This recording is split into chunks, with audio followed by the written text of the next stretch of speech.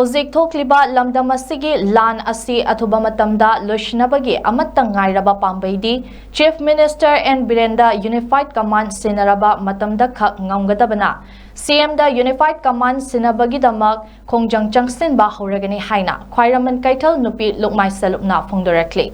Wafam asingasi nungthil Manipur Press Club da paumi singa unabada Lukmai Salupki General Secretary Asem Nirmalana haikibani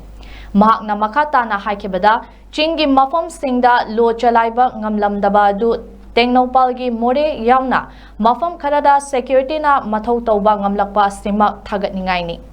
Pendaba amadi tauhaningba kaya laibagi miyamna ihau amadi kholaw kaya laurabasu afaba thabak taurakpa matamdadi thagatpa tabani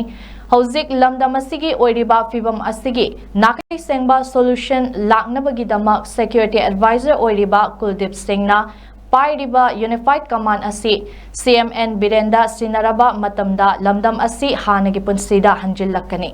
maramasina athuba matamda CM da Unified Command sinabiu Miyam nasu Chief Minister da Unified Command asi pinaba punna kholaw amadi khongjang changsin minarasi loinana Lukmai Salupna khongjang changsin ba horagani haiki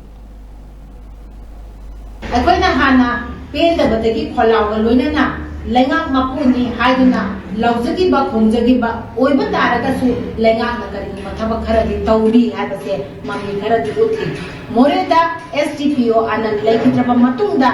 lengak na lokhalaki ba khongthangsing aduna ngarang moreda chatkidaba reilini habase mayek se na koina khanjaba thami adugi mathakta akoina mu haijaning base hanadagi hongna akoi nupi kethena waron truck se akoi support tawraga lagjagi bani waron truck ta amu lengak na su khongthang lokhalaki mami hojik mayek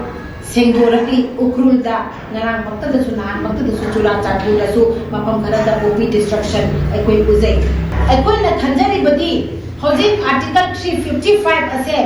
akoi gi CM da tasing namaki thamabra Unified Command gi chairman se akoi gi CM da tasing namaki laitra bala laitre masi Kuldip na oina paire haiba taba taragadi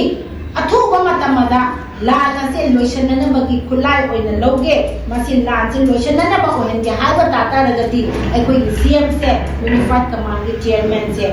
ohenana ba akoi gi khola oiba machali local ai bus step sing asida mangonda chairman gi Unified Command gi chairman gi power se leita ragadi hena khongthang domangna angamba changda local agadi athuba matamda lana se loishanani habase akoi gi wakal da thajai aduna hojik akoi punna magna Unified Command gi chairman se Kuldip se lathok piu Kuldip tagi lathoga akoi gi CM da sinabiu habase masi akoi miyang holawam ohenjaningi aduga